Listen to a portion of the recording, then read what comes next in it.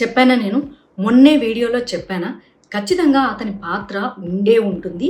మరి మీరేమంటారో కూడా కామెంట్ చేయండి అని.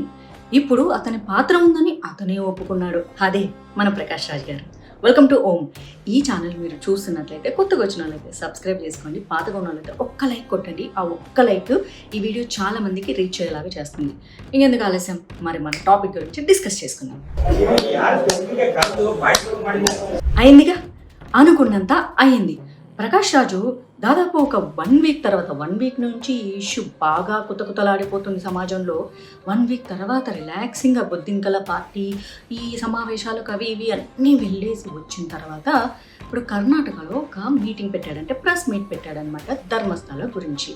అయితే ఎట్టి పరిస్థితుల్లోనూ ప్రకాష్ రాజు ఎలాగో ఈ చిన్నయ్య ఆర్ చెన్నయ్య ఆయనతో మాట్లాడిన విషయం బయటపడిపోతుందని తనంతట తనుగానే ఒప్పుకున్నాడు. ఎందుకంటే ప్రకాష్ రాజు గారే చెప్పారు, ఏమనంటే ఆయన ఒక పోలీస్ వ్యక్తితో మాట్లాడాను అని చెప్పేసి. సో ఇప్పుడు సిట్ ఎంక్వైరీలో ఆ పోలీస్ వ్యక్తితో మాట్లాడితే ప్రకాష్ రాజ్ మాట్లాడిన విషయం తెలిసిపోతుంది.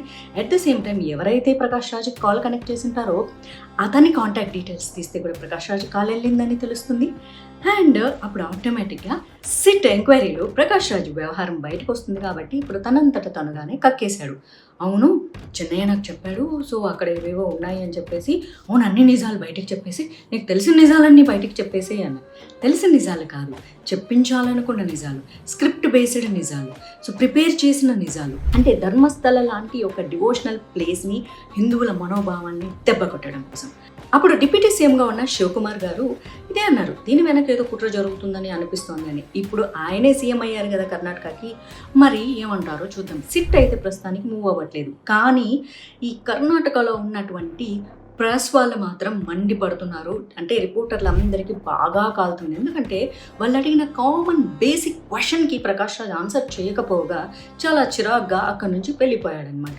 సో ఆటోమేటిక్గా ప్రెస్ మీటింగ్ పిలిచి అడిగిన ప్రశ్నలకు సమాధానం చెప్పకుండా చిరాగ్గా వెళ్ళిపోతే మరి జర్నలిస్టులకి కోపం వస్తుందా లేదా, వారి సమయాన్ని వృధా చేశారనే విషయం వాళ్ళకి అనిపిస్తుందా లేదా? వాళ్ళు అడిగిన బేసిక్ క్వశ్చన్ ఏంటో తెలుసా? మీరు అసలు చిన్నయ్యతో మాట్లాడాల్సిన అవసరం ఏంటి అని. దానికి ఆయన ప్రాపర్గా సమాధానం చెప్పలేదు. అవును కదా, ఇప్పుడు చిన్నయ్యకు భయం వేసింది అనుకో, ఆయనకు తెలిసిన వాళ్ళు ఎవరికో చెప్పుకుంటారు.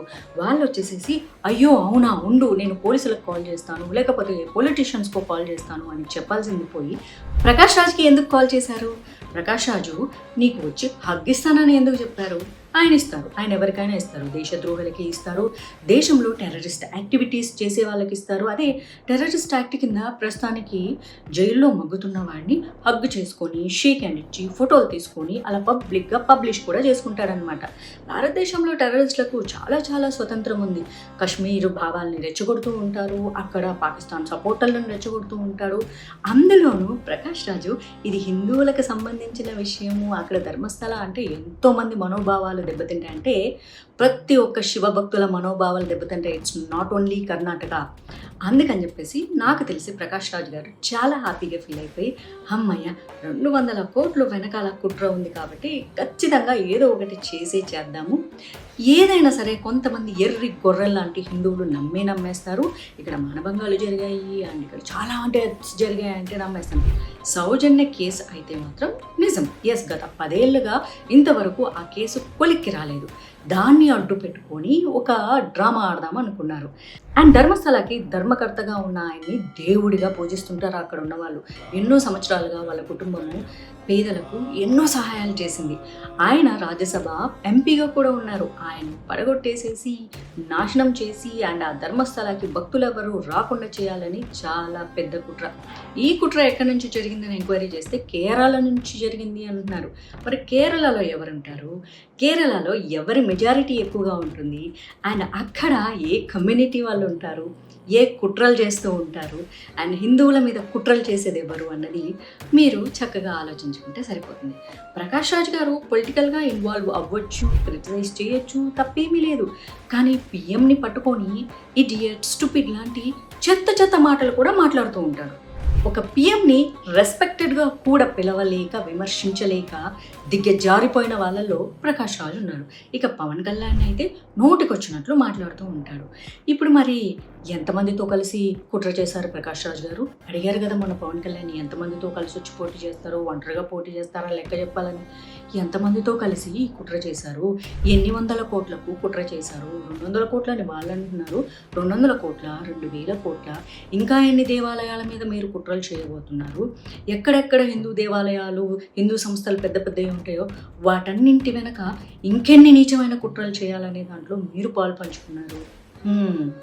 100 గొడ్లను తిన్న రాబందు ఒక్క గాలివానకు కూలిందంట. నువ్వు హిందువుల విషయంలో వేలు పెడుతున్నావు, పాలిటీషియన్స్ విషయంలో వేలు పెడుతున్నావు, అనవసరమైన విషయాలలో వేలు పెడుతున్నావు, రాముడి విషయంలో కూడా వేలు పెట్టి రామ్ లక్ష్మణ్ ఏదో వచ్చారు పళ్ళు కోసుకున్నారు, ఇట్లా చెత్త చెత్త స్టోరీలన్నీ చెప్పావు. ధర్మం అనేది ఎప్పుడు ఉండే ఉంటుంది, కర్మ అనేది అనుభవించక తప్పదు. ధర్మస్థల విషయంలో ఏలు పెట్టి ధర్మాన్ని నాశనం చేయాలనుకున్నావు, నీ కర్మను అనుభవించకుండా పోతావా? పోతావు, ఖచ్చితంగా పోతావు. ఏ దేవుడు నిన్ను శాపాలు పెట్టక్కర్లేదు. హిందువులు శాపం పెడితే ఖచ్చితంగా సర్వనాశనం అయిపోయి సంగనానికి పోతావు.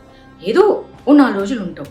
అయినా మీరెళ్ళి బొద్దింకల పార్టీలో జాయిన్ అయ్యి మీరు యూత్ని ప్రాపగండా చేసుకున్నారు చూడు, ఇంతకంటే దరిద్రం, ఇంతకంటే నీచం ఇంకోటి ఉండదు. మీరు యూత్ ఏంటి, మీరు జంజీని ఏం నేర్పిస్తారు వాళ్ళకు? స్మోకింగ్ నేర్పిస్తారా? డ్రింకింగ్ నేర్పిస్తారా? 200 కోట్లు తీసుకొని హిందూ గుళ్ళ చుట్ల క్రైమ్ ఉంది అని చెప్పేసి నమ్మించి హిందువుల మనోభావాలు దెబ్బతీయాలని నేర్పిస్తారా? నాకు తెలిసి మీరు అదే నేర్పించాలనుకుని ఉంటారు లేకపోతే ఇంకలకు.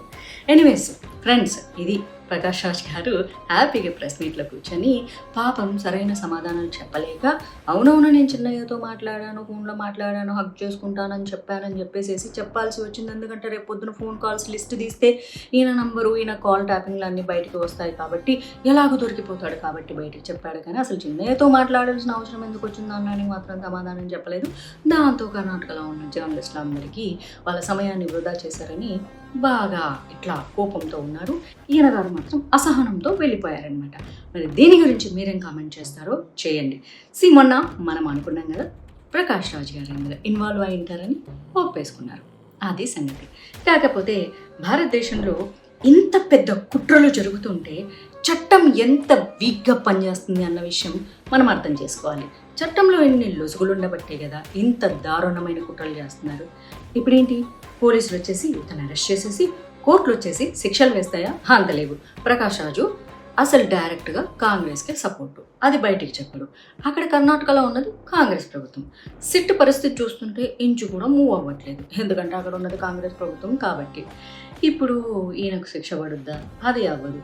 అంతా ధర్మస్థల మంజునాథ స్వామియే చూసుకోవాలి, అంతే. సరే ఫ్రెండ్స్, ఇంకో మంచి వీడియోతో మళ్ళీ కలుసుకుందాం. అంతవరకు నమస్తే, జై హింద్.